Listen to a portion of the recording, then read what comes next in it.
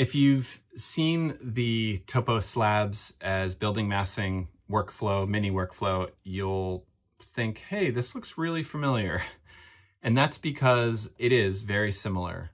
But there's some important differences with this particular mini workflow.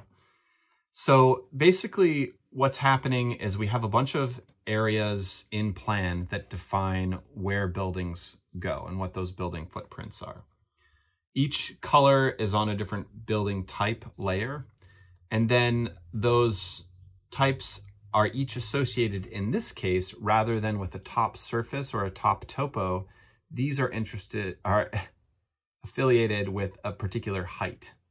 So the blue buildings all have, those are type 1, so those are 15 units tall, and we can change those here dynamically using the slider. And then we can also, let me just see. Yeah.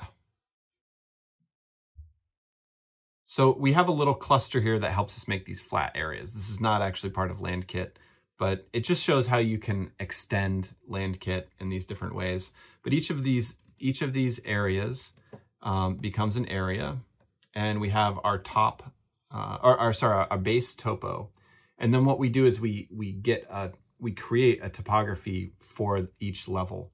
And I may actually look and see if there's a way we can speed this up a tiny bit.